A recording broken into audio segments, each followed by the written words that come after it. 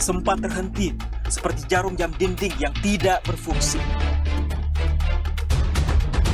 Ada mereka yang jatuh, ada mereka yang sakit, ada mereka yang kehilangan, ada mereka yang meninggalkan. Tidak satu, tidak dua, mereka pergi bergerombol dalam gelombang bernama kematian. Pandemi akan pergi seperti kabut yang hilang sebelum fajar.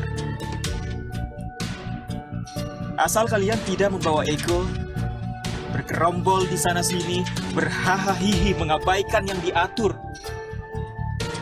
Sungguh elok jika kalian peduli atas nama kemanusiaan. Pakai masker, harga mati. Gak pakai masker, bisa mati.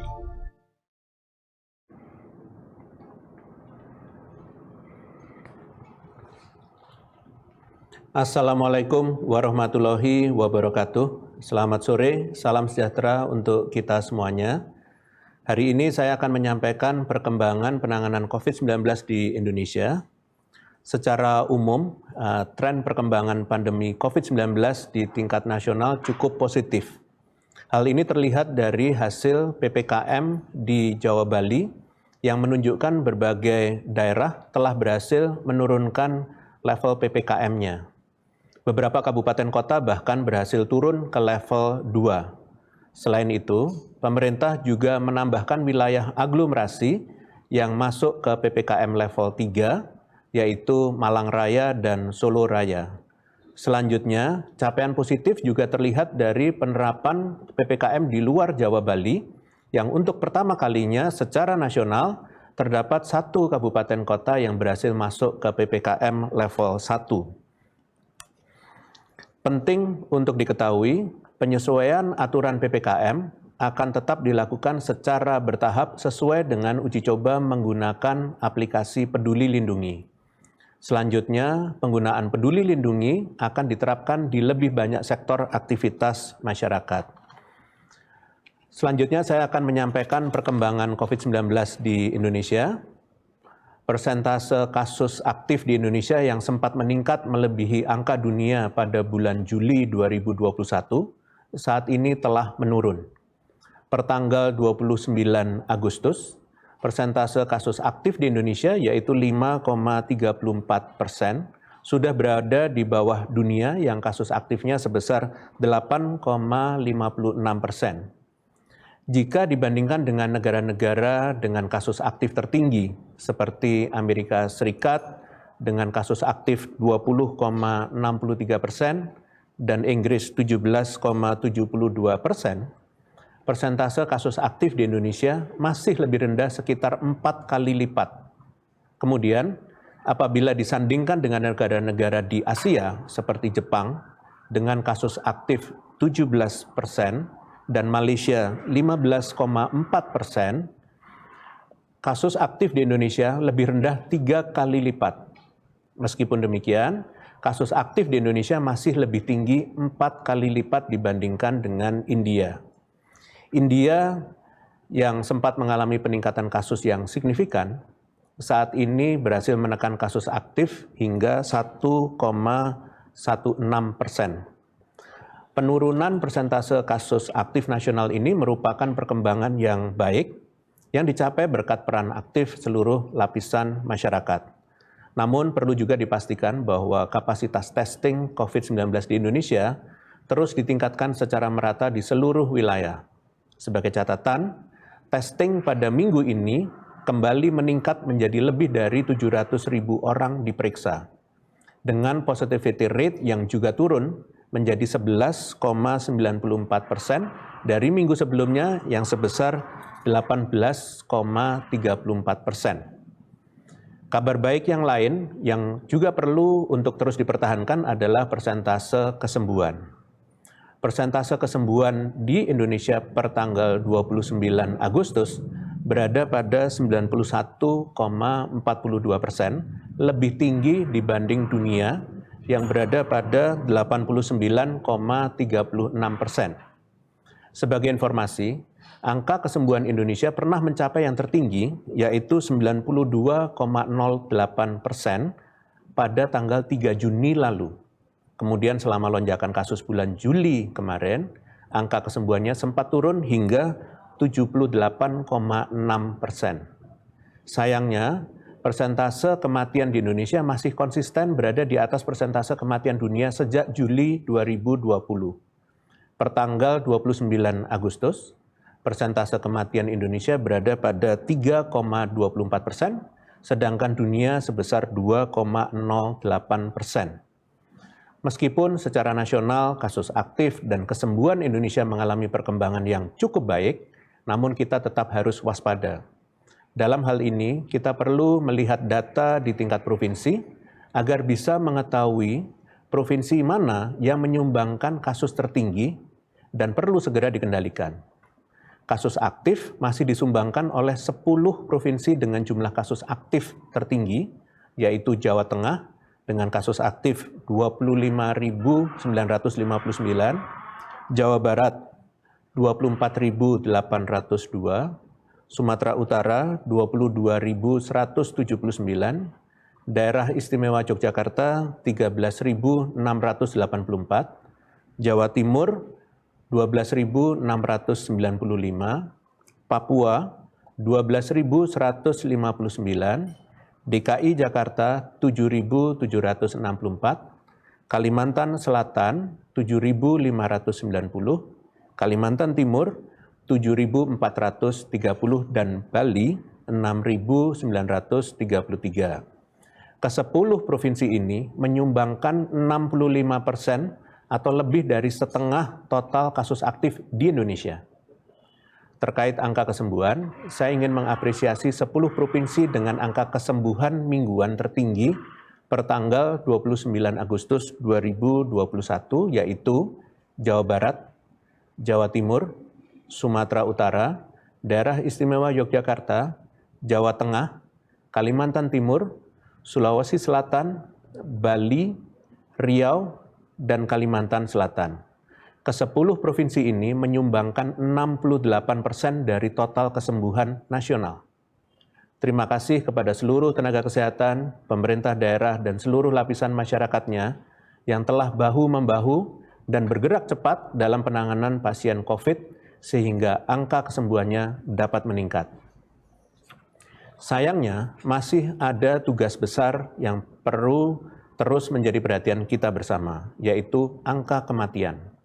Angka kematian nasional disumbangkan dari 10 provinsi dengan jumlah kasus meninggal tertinggi, yaitu Jawa Timur dengan 1.214 kematian, Jawa Barat 922, Jawa Tengah 530, Bali 329, Sumatera Utara 222, Kalimantan Timur 213, Daerah Istimewa Yogyakarta 206, Riau 193, Lampung 179, dan Kalimantan Selatan 150. Ke-10 provinsi ini menyumbangkan 75% dari total kematian nasional pada minggu ini. Hal yang perlu menjadi perhatian adalah 9 dari 10 provinsi ini sama-sama menjadi penyumbang tertinggi pada angka kasus aktif, angka kesembuhan, dan angka kematian dalam waktu yang bersamaan. Ini artinya kualitas pelayanan kesehatan di provinsi-provinsi ini sudah ditingkatkan, namun kematian tetap belum dapat ditekan. Hal ini dapat terjadi karena penanganan warga yang terkena COVID-19 tidak dilakukan dengan sigap dan cepat, atau karena masih adanya warga yang melakukan isolasi mandiri. Selain itu, fokus penanganan COVID masih berada di hilir, yaitu pelayanan pasien COVID, dan belum maksimal pada tingkat hulu, yaitu pencegahan dan pengawasan disiplin protokol kesehatan. Penanganan dini pengawasan pasien COVID-19 serta pengawasan protokol kesehatan yang berperan penting dalam perkembangan kasus aktif, sembuh, dan meninggal ini lagi-lagi tidak terlepas dari peran posko atau satgas di tingkat desa atau kelurahan. Sayangnya, meskipun posko dan satgas sudah banyak terbentuk di provinsi-provinsi ini, namun pelaporan kinerjanya masih terpusat pada kegiatan edukasi dan sosialisasi 3M. Kegiatan pembubaran kerumunan, mendata warga yang positif COVID, dan pengawasan protokol kesehatan masih sangat sedikit jumlahnya.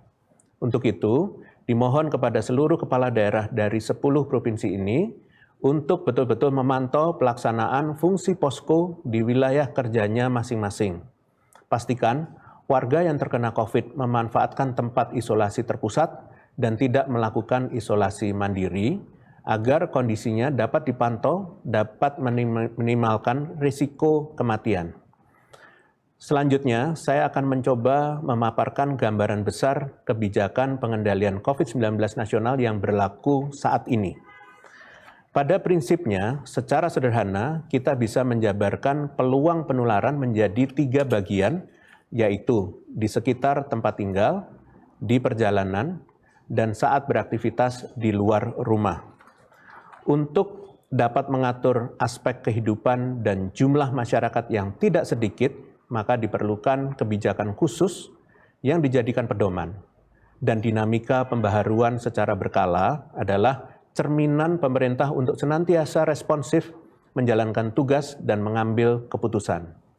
Pertama, untuk dapat meminimalisir peluang penularan di hulu atau di sekitar tempat tinggal kita, berdasarkan instruksi Menteri Dalam Negeri terbaru maupun surat edaran Satgas, diperlukan pembentukan Pusat Komando COVID-19 Desa atau Kelurahan sebagai perpanjangan tangan pemerintah dalam menentukan skenario pengendalian yang tepat sampai ke tingkat RT maupun RW.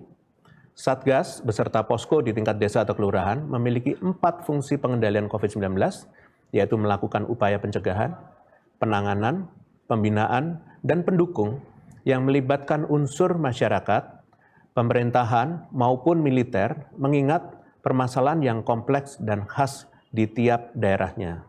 Kedua, selama dalam perjalanan ke tempat tujuan beraktivitas, kita tidak bisa pungkiri bahwa selama melakukan mobilisasi dengan berbagai pilihan moda transportasi, peluang penularan tetap ada. Sampai saat ini, persyaratan kepemilikan surat tanda negatif COVID-19, kartu vaksinasi, maupun surat tanda registrasi pekerja atau STRP masih diberlakukan untuk perjalanan dalam negeri. Sedangkan protokol yang harus dijalani oleh pelaku perjalanan internasional yang hendak masuk ke wilayah Indonesia ialah screening kesehatan, penunjukan dokumen wajib seperti surat tanda negatif COVID-19, dan kartu vaksinasi, karantina tes ulang RT-PCR sebanyak 2 kali, dan vaksinasi bagi mereka yang belum tervaksin. Mohon masyarakat betul-betul memperhatikan update dan rincian aturan demi perjalanan yang aman dan nyaman. Dan yang ketiga ialah mencakup aspek aktivitas selama di luar rumah. Sebagaimana yang kita tahu bahwa kebijakan pemberlakuan pembatasan kegiatan masyarakat atau PPKM sedemikian rupa dirancang pemerintah dan mencakup lintas sektor. Bahkan dibedakan rincian aturan pengetat longgarannya sesuai dengan kondisi kasus yang ada di setiap kabupaten kota, sesuai dengan hasil leveling yang diupdate per minggunya untuk wilayah Pulau Jawa dan Bali, serta per 2 minggu untuk wilayah Sumatera, Nusa Tenggara, Kalimantan, Sulawesi, Maluku, dan Papua. Berikut beberapa update pengaturan PPKM di wilayah Jawa Bali berdasarkan instruksi Menteri Dalam Negeri nomor 38 tahun 2021 yang berlaku seminggu ke depan. Secara umum akan diberlakukan screening dengan aplikasi Peduli Lindungi mulai tanggal 7 September pada industri dengan orientasi ekspor dan penunjang serta beberapa sektor esensial. Khusus bagi industri orientasi ekspor dan domestik, dapat beroperasi 100% dengan syarat minimal memiliki 2 buah shift kerja. 50% karyawan telah divaksinasi dan memiliki IOMKI atau Izin Operasional dan Mobilitas Kegiatan Industri dengan penerapan protokol kesehatan ketat. Selanjutnya, perhelatan Liga 1 akan dilaksanakan maksimal 9 pertandingan di daerah level 3 dan 2. Adapun poin tambahan secara detail per levelnya yaitu di kabupaten kota level 4, perubahan jam operasional sektor perbelanjaan kebutuhan sehari-hari seperti supermarket menjadi pukul 21.00, pasar rakyat yang menjual kebutuhan non sehari-hari menjadi pukul 17.00, operasional pedagang kaki lima sampai jam 21.00, dan uji coba protokol kesehatan di mal mulai dilakukan di Provinsi Daerah Istimewa Yogyakarta. Di kabupaten kota level 3, perubahan jam operasional sektor perbelanjaan kebutuhan sehari-hari seperti supermarket menjadi pukul 21.00, pasar rakyat yang menjual kebutuhan non sehari-hari menjadi pukul 17.00, operasional pedagang kaki lima sampai jam 21.00, operasional makan atau minum di warung Tegal, resto, dan kafe di ruang terbuka, serta mal menjadi 21.00 dengan kapasitas maksimal 50%, sedangkan restoran atau kafe di area fasilitas olahraga dapat menyelenggarakan dine-in dengan kapasitas maksimal 25% dengan durasi 30 menit. Lalu dilakukan uji coba protokol kesehatan di area tertutup di DKI Jakarta, Bandung, dan Surabaya yang daftarnya akan ditentukan oleh Kementerian Perdagangan dan Kementerian Pariwisata dan Ekonomi Kreatif. Dan terakhir, kegiatan konstruksi non-infrastruktur publik dapat beroperasi maksimal 30 orang. Sedangkan di kabupaten kota level 2, perubahan jam operasional pedagang kaki lima sampai jam 21.00, operasional makan atau minum di warung Tegal maupun restoran maupun kafe menjadi 21.00, dan penerapan screening dengan peduli lindungi bagi fasilitas umum dan kegiatan seni budaya, sosial, dan kemasyarakatan. Khusus untuk pelaksanaan pembukaan tatap muka yang sudah berlangsung sejak minggu ini, telah berdasarkan pada surat keputusan bersama 4 menteri, yaitu Menteri Pendidikan dan Kebudayaan Ristek, Menteri Agama, Menteri Kesehatan, dan Menteri Dalam Negeri yang mengizinkan pemberlakuan kegiatan pendidikan tatap muka di daerah dengan level 1 sampai dengan 3 dengan operasional yang mengacu kepada panduan pengawasan dan pembinaan penerapan protokol kesehatan di satuan pendidikan dari Kementerian Kesehatan. Pada prinsipnya, pemerintah pusat menyadari masih adanya keterbatasan fasilitas pendukung maupun cakupan vaksinasi di beberapa daerah. Namun, sesuai dengan pernyataan Mendikbud bahwa hal-hal tersebut bukan menjadi penghalang, namun perlu dijadikan bahan evaluasi dan perbaikan bagi daerah telah diizinkan melakukan PTM atau pendidikan tatap muka untuk menggiatkan 3 pilar pengendalian dengan lebih masif.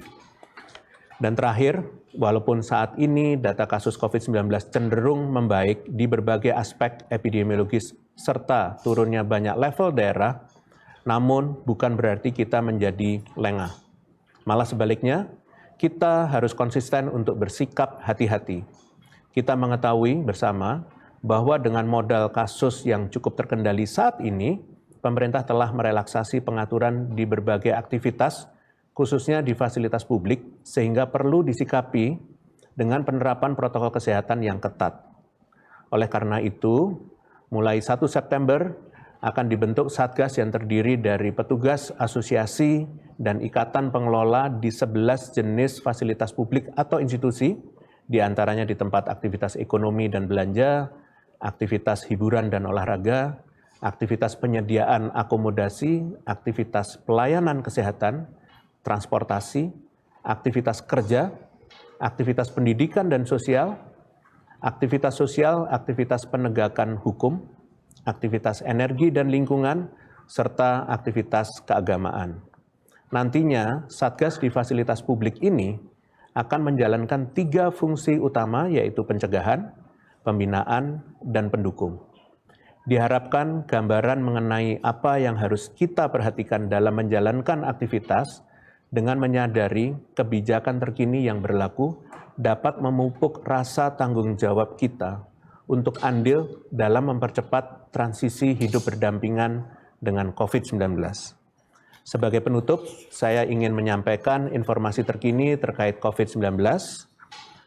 Pada hari Senin 30 Agustus 2021, pemerintah Indonesia secara resmi menerima kedatangan sebanyak 9,2 juta vaksin Sinovac dalam bentuk bahan baku.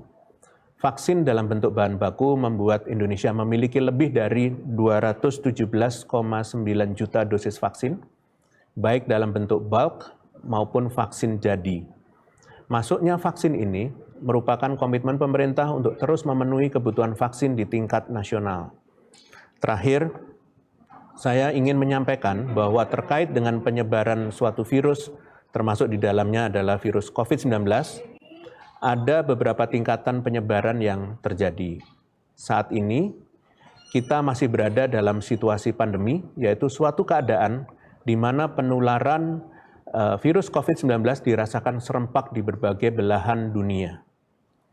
Akan tetapi, seiring dengan berjalannya waktu, sebagai bagian dari masyarakat global, tentunya kita berharap pandemi ini dapat mengecil skalanya sehingga berubah menjadi endemi.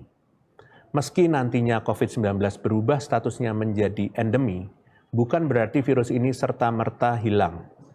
Endemi merupakan keadaan di mana penyebaran virus terbatas pada daerah tertentu dalam jumlah dan frekuensi yang rendah, sehingga mereka yang tertular akan mendapatkan penanganan yang maksimal. Sebagai negara dengan jumlah penduduk keempat terbesar di dunia, tentunya penanganan kasus COVID-19 di Indonesia berperan penting dalam usaha mengubah pandemi COVID-19 menjadi endemi. Sebagai bentuk kontribusi penanganan COVID-19 di lingkungan global dan perlindungan masyarakat Indonesia, maka pemerintah melakukan penguatan strategi di hulu yang berfokus pada strategi defensif dan ofensif yang terdiri dari pertama, peningkatan kedisiplinan terhadap protokol kesehatan 3M, yang kedua, akselerasi vaksinasi dalam skala besar, dan yang ketiga, peningkatan upaya 3T. Yang harus digarisbawahi adalah ketiga strategi tersebut harus dijalankan secara bersamaan karena sama pentingnya dan membutuhkan partisipasi aktif dari seluruh kelompok masyarakat. Selain ketiga strategi tersebut, kita juga harus mulai mengantisipasi lonjakan kasus yang berpotensi terjadi akibat dari beberapa kegiatan spesifik seperti perhelatan PON dan libur panjang di bulan Desember. Keberhasilan dalam melaksanakan strategi penanganan COVID-19 serta kecakapan dalam mengantisipasi lonjakan kasus di Indonesia akan sangat besar pengaruhnya untuk memastikan masyarakat dapat kembali beraktivitas secara produktif dan aman COVID. Upaya penanganan ini juga akan menjadi kontribusi kita dalam usaha menurunkan status penularan COVID-19 di dunia.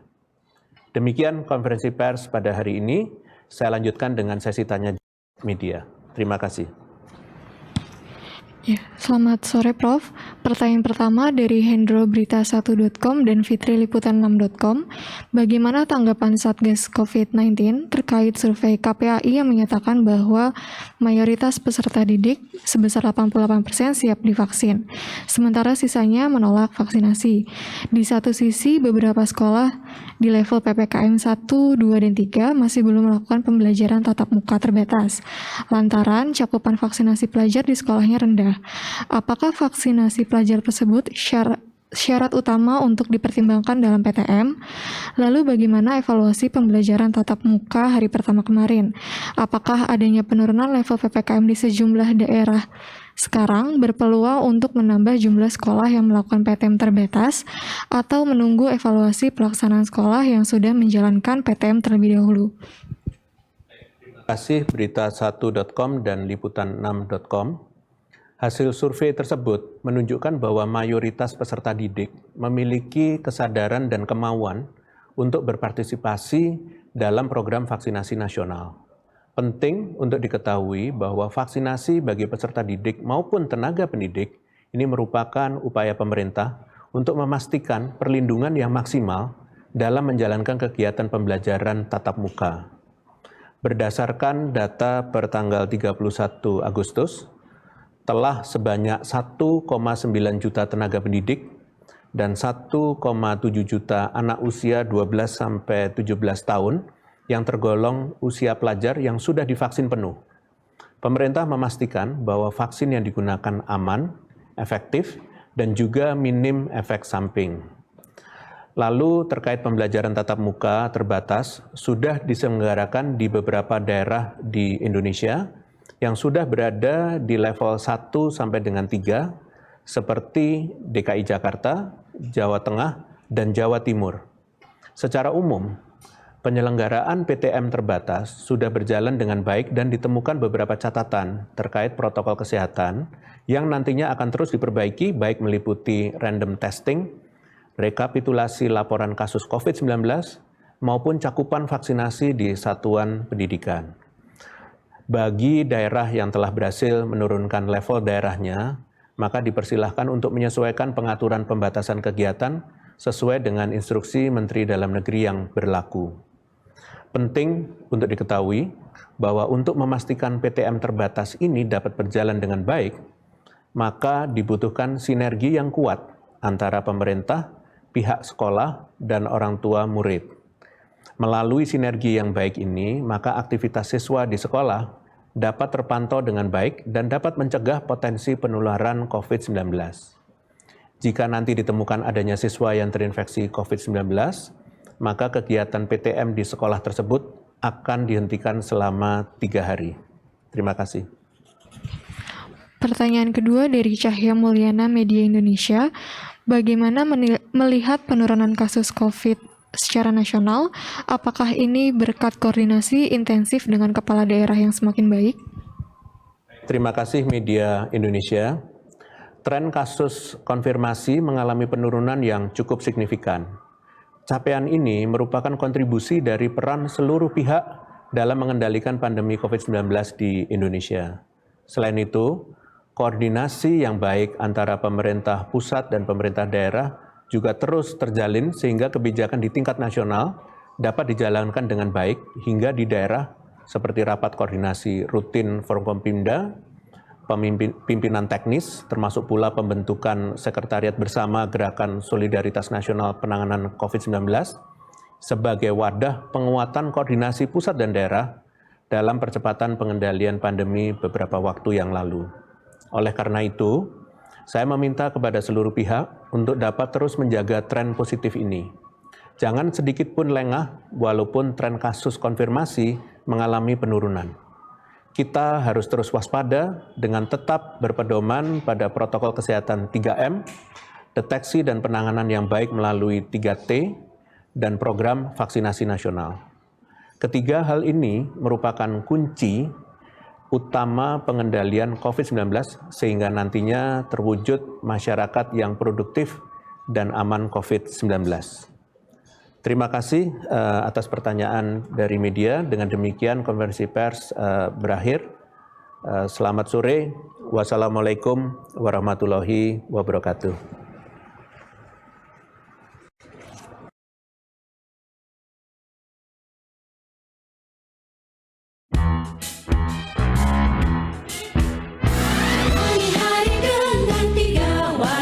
Wajib iman, wajib aman, wajib